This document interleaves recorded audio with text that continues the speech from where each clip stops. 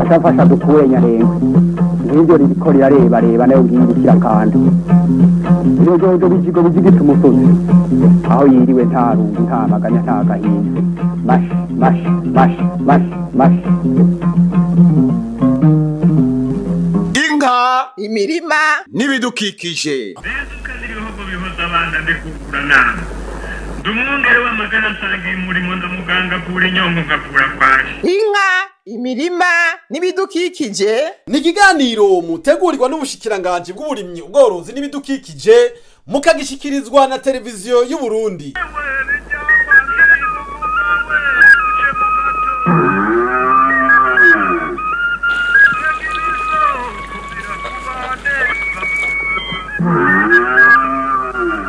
turime tworore kijambere tubungabunga ibidukikije. Twavuze ko dutangije urugamba rwo kurwanya ubukene. Urwo rugamba rwo kurwanya ubukene rero rugahera ku kurwanya inzara, umunwa wose ukaronka icyo ufungura. Rero ubu ntituvuga ngo umunwa uronke icyo ufungura gusa, ahubwo ufungure neza, dufungure neza, si ukurya gusa kandide, nuko turya neza ibintu bifise akamaro mu magara yacu. Vision 2040 tuja muri secteur de production.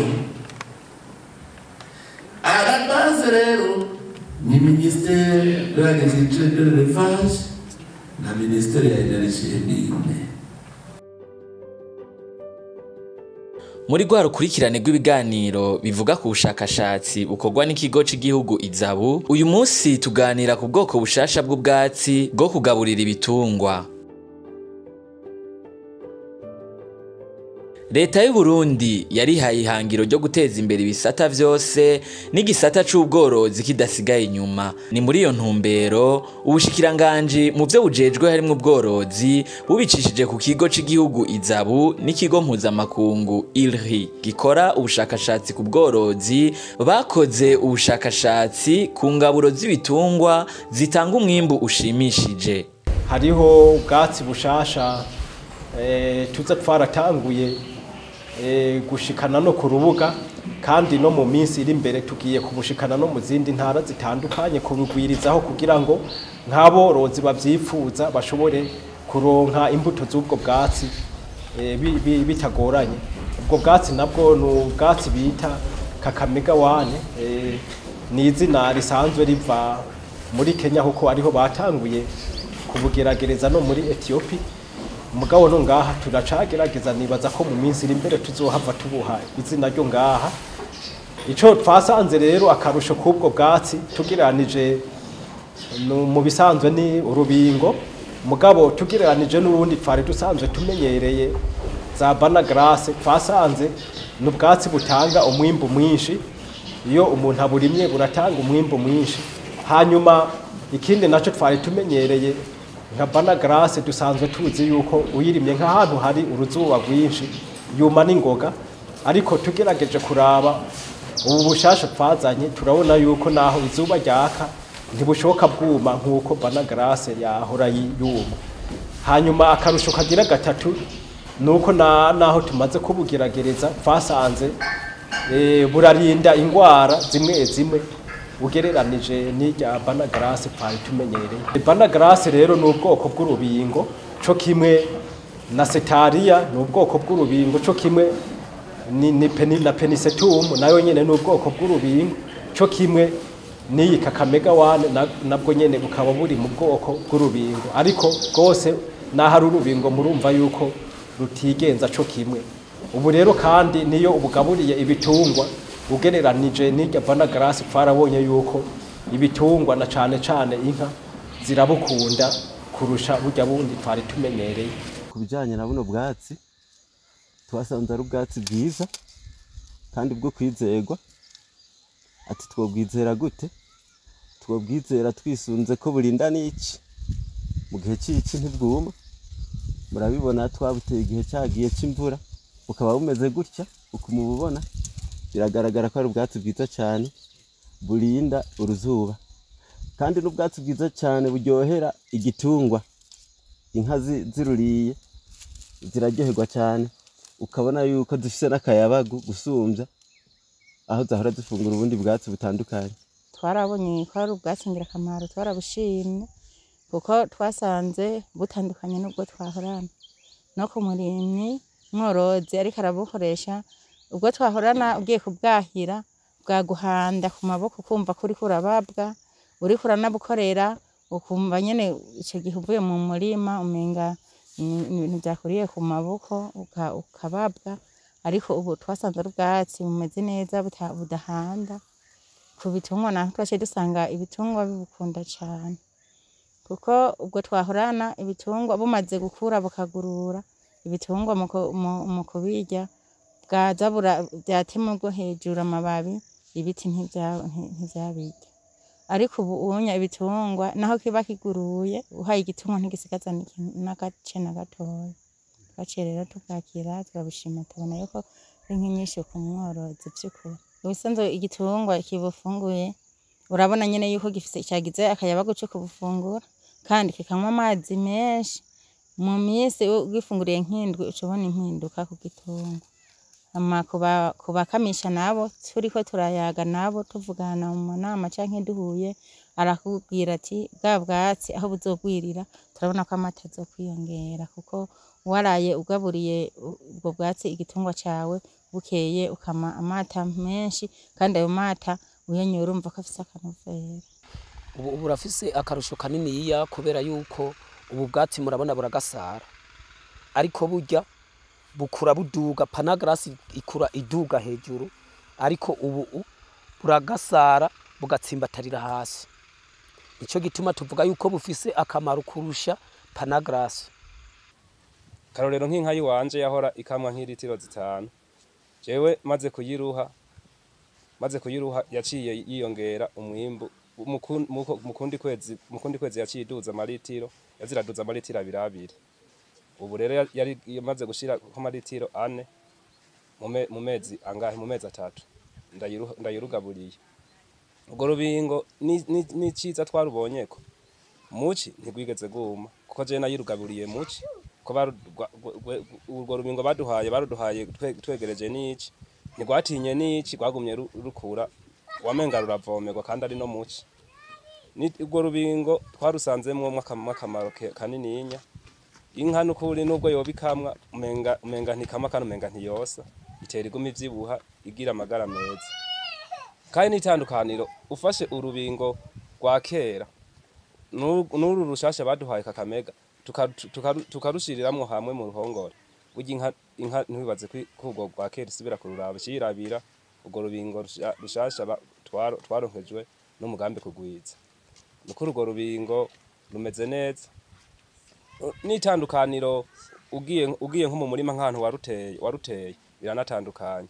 Urubingo rwa kera urukozeko usanga rufise amaho, mugo urubingo uru rushasha twahawe n'umugambi kugwiza nta maho warufise, urukozeko ntiruhanda.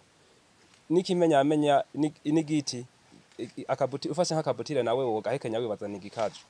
Nukuri ruraryoshe rurasosa umenga rurimwo isukari.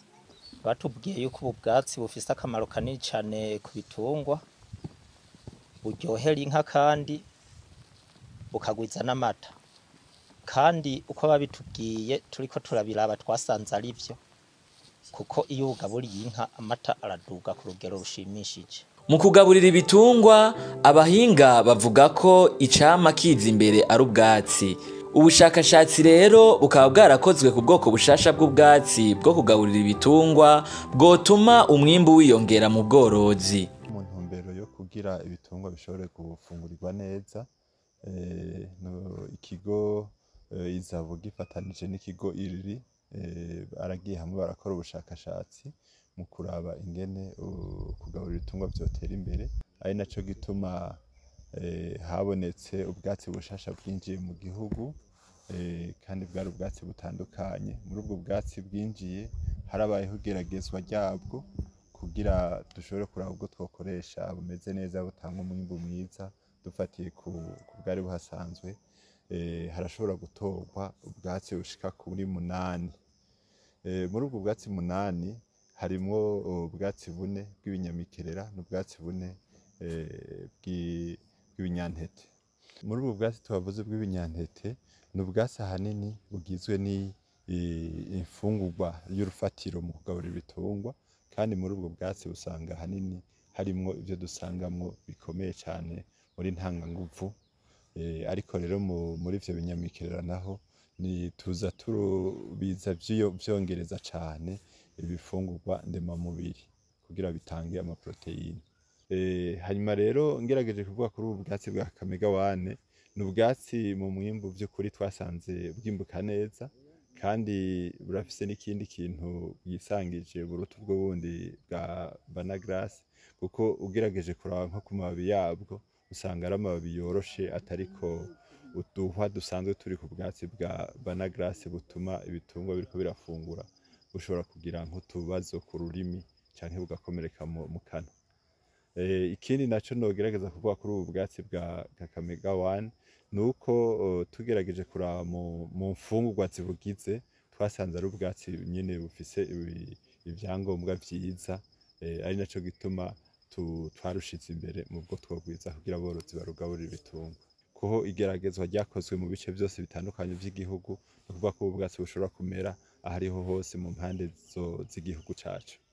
Mu ntango buno bwatsi bwaje buvuye mu gihugu ca Afrika y'Epfo, kandi imbuto ntiba nyinshi niko tubivuga mu Kirundi, haje ari utubutire tumwe twita utugegene twashika kuri 20. Rero mu kugira tubugerageze twarabuteye kubera bwaje mu gihe atari igihe cyo gutera neza. Muri ubwo 13 ntibwakunze, ariko ndwi burakunda.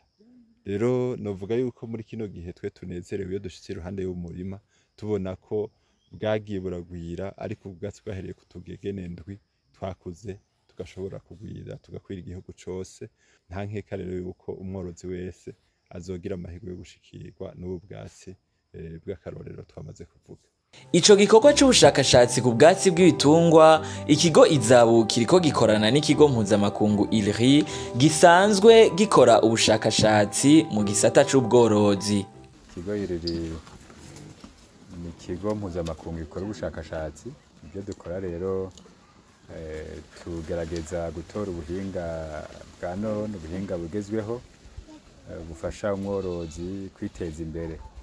N'ivyo harimwo gutora nk'imbuto zishasha z'ubwatsi bushobora kugaburira neza ibitungwa, eka mbere n'ubundi buhinga bwose bufasha bwaba kubika ubwo bwatsi, bwaba kubugaburira neza ibitungwa.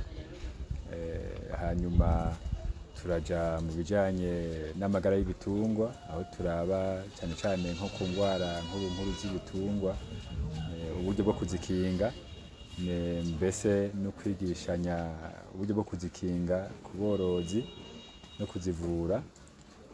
Turaja mbere no mu bijanye n'irondoka ry'ibitungwa, aho turaba cyane cyane nk'uburyo bwoza bufasha umworozi ko igitungwa ciwe corondoka neza kigatanga mbese n'umusaruro ushimishije.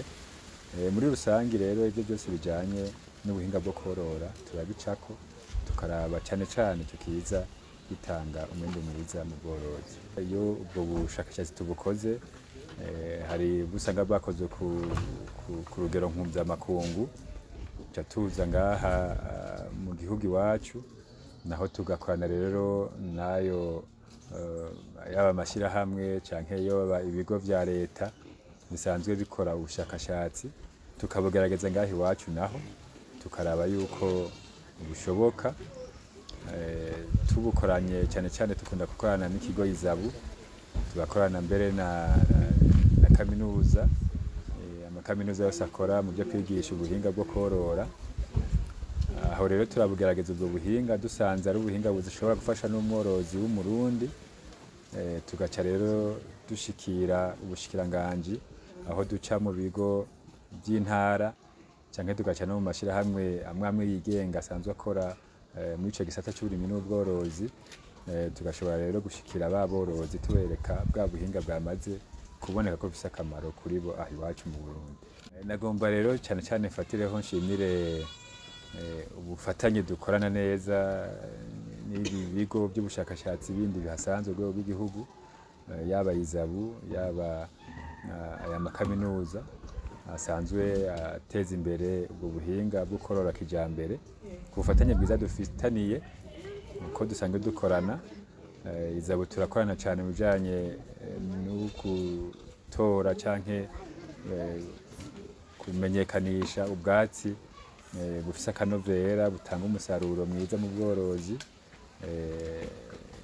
Kaminuza y'u Burundi nayo nyene yaradufashije muri ibyo bikorwa by'ubwo bwatsi bwa kijambere bushobora gutanga umusaruro mwiza. Izabu twarakoranye n'ibi bijanye no kumenyekanisha ku borozi aya mabuye inka zirigata atanga umusaruro mwinshi gusumba mbese na ya mabuye inka zahora zirigata avuye hanze. Abo bose rero twabikoranye neza cyane, ntibagiye rero n'ibi bigo byo mu ntara. Aborozi basabwa kugaburira ibitungwa vyabo ubwatsi bugifise akanovera utaratakaza igihe bakoresheje ubuhinga bwo kubika ubwatsi bakabugaburira ibitungwa mu gihe gikwiye. By'ukuri twe nk'abashakashatsi iyo turiko turagenda tukabona bariko barijukira kugwiza ubu bwatsi biratunezera, ariko ntitwogenda tutavuze ikindi naco twosaba aborozi cyane cyane tubahimiriza kugira na cyane cyane kugira ibitungwa bifungurirwe neza. Hariho ibitezwa gukorwa ubundi mu kugaburira ibitungwa amababi niyakora, ariko rero n'umutumba urakora. Ariko hariho igihe ciza c'ubwatsi bwo kugaburira ubwatsi. Hariho abashobora kugaburira ubwatsi bwarengeje igihe, ivyo bica bituma habaho gutakaza akanovera no gutakaza ingaburo ibiri muri ubwo bwatsi. Ni ukuvuga ko abantu borozi bokwitwararika kugaburira ubwatsi mu gihe ciza. Ivyo rero nkuko twamye tubivuga, kugira bikunde neza nuko bijukira umugambi wo kububika, kuko utabubitse urashobora kukurira mu murima ukiri ufise ubwatsi bwinshi, ukiri kurimbura bumwe ugashikira ubwa nyuma bwamaze kurenza igihe. Arico gituma dusaba kuza baritwararika no kububika kugira babwimbure bugifise akanovera gakwiye. Hariho ubuhinga bwo kuvundika bakabutemagura duto duto bakabubika mu kuzimu, hanyuma hakagera igihe bakabwimbura bwamaze kuba ubwatsi bwiza cane. Hakaba n'ubundi bwatsi ubundi buhinga bwo gukabika ubwatsi bivanye n'ubwoko bw'ubwatsi. Ubwo bwose ni ubuhinga bwotuma turwanya ubwatsi butera akanovera mu murima bukimburwa ku mwanya ku gihe, kandi bigatuma na ca gihe co muci haba hari ubwatsi buke dushobora kuba aborozi bashobora kuba bafise ubwatsi bashobora kugaburira ibitungwa vyabo bikagenda neza. Abakurikirana ubworozi mu ntara zitandukanye barashima ivyo bikorwa vy'ubushakashatsi biriko bikorerwa muri ico gisata. Iyo turiko turaronka abafasha baza bafasha muri bijanye n'ubworozi ni vyiza cyane, kuko bituma urumva ibiryo bibonetse, ubwatsi bubonetse, bituma n'ibitungwa byiyongera ikagira amagara meza, umwimbu ukaboneka, urumva hacaboneka umwavu, n'amata ariyongera n'ibindi. Urumva mu musanzwe turabashimira cyane kuri ako kigoro bariko barakora. Ahubwo navuga nti kumbure botuzanira n'iyindi mbuto y'ubwatsi kugira ngo bibe byinshi bigwiye. N'ahandi hoho n'ukuri tubona neza yuko bariko barakora igikorwa ciza cyane. Twivuga tuti ahubwo nibabandanye, nibaronka n'ibindi bazozane kugira ngo ubworozi bubandanye bumera neza, kugira ngo umwimbu uvuye muri vyo wiyongere. Abahinga bo muri iza bamaze kudushikiriza fishe yerekana ivya nkenegwa igitungwa gikenera biri muri rurubingo. Twasanze harimwo vya nkenegwa mu mubiri w'igitungwa kizoba gikeneye vyinshi cyane ugeranije n'urundi rubingo twari dusanzwe duteragira. Rero urumva ko ivyo tumaze kubibona, bari abantu rero twarabahaye urubingo baza gutera ku mikobeko iwabo, gutyo bace baraba barugaburire vya bitungwa vyabo, barabe itandukaniro riri hahandi hagati ya zambingo twari dufise n'izi zindi. Rero barabonye yuko urubingo ruryohera cyane ibi bitungwa. Rero iyo rumaze kuba rugira zijya vyinshi, hanyuma kandi bikaba bifise n'akamaro bizozanira ico gitungwa mu mubiri, urumva na wa mwimbu w'amata twiteze kugira ngo bikunde umworozi yisununure aronke ivyo afungura aronke n'amafaranga ashira mu mufuko urumva ko muri ico gihe bica bizananye kuko umukamo uraheza ugaca wiyongera.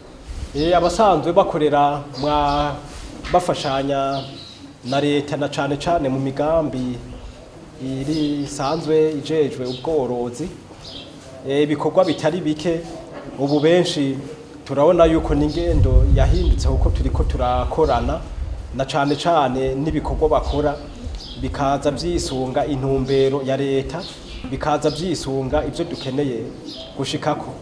Ntanze nk'akarorero ronko kuri uyu mugambi wa iriri nkuko mwabibonye uyu mugambi turakorana na cane cane muri ibi byo gutanga ubumenyi kuri abo bafundi dusanzwe dukoresha ku rubuga ariko kandi kugira ngo n'ibikorwa bishobore kuboneka iyi migambi rero irafasha na cane cane nko mu gutanga nk'uburyo kugira ngo dushobore gutegura nk'amasekeza. Turangize kino kiganiro cacu twibukije aborozi ko gukurikiza itegeko ryo kororera mu ruhongore ari nkenerwa ku muntu wese na cane cane ko leta ishishikara gukora ikintu cose cotuma ubworozi butera imbere. Korora mu mpongore ni ikintu gikomeye cyane kuko aborozi bwa mbere birabafasha kugira ngo bashobore kugwiza umwavu w'ikirundi barawuronka ku bwinshi. Hanyuma ikindi naco birabafasha mbere no kugwiza umwimbu w'amata.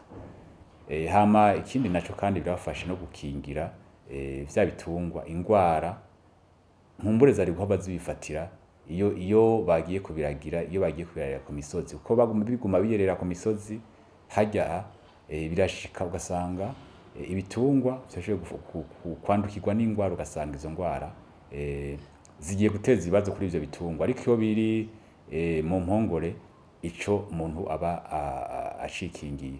Hama rero nico gituma rero duhamagara aborozi kumva neza yuko atakamaro kahari ko guma umuntu ayereza ibitungwa ku musozi uko ni vya bintu nyene duca tugaruka muri imwe vya kahise usanga bamwe bavuga ati ko twitungwa byacu bira ku musozi hakaba ari mucire kandi turi hajya ahantu kugira ngo tuzoze kuragiraho.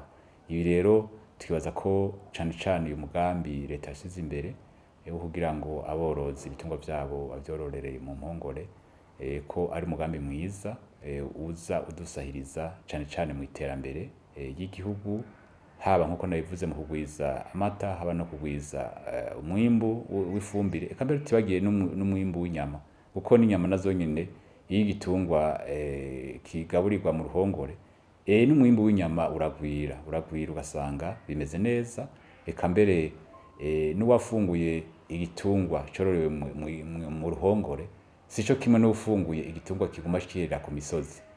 Burya igitungwa kiri mu ruhongore inyama y'ico gitungwa usanga ifise akanovera ugeranije n'inyama y'igitungwa kiguma kirira ku misozi.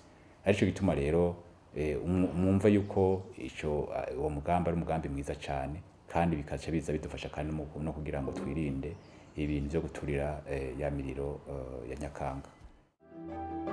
Ikiganiro c'uyu munsi cashimikiye ku bushakashatsi buriko bukorwa mu guteza imbere igisata c'ubworozi.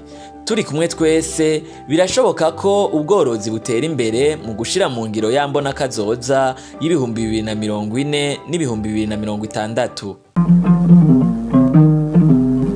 Inka, imirima n'ibidukikije.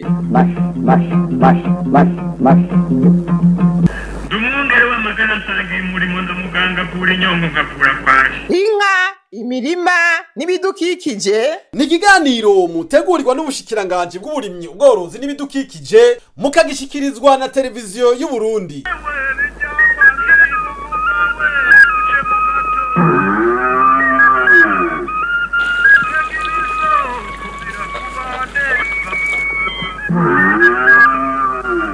turime tworore kijambere tubungabunga ibidukikije.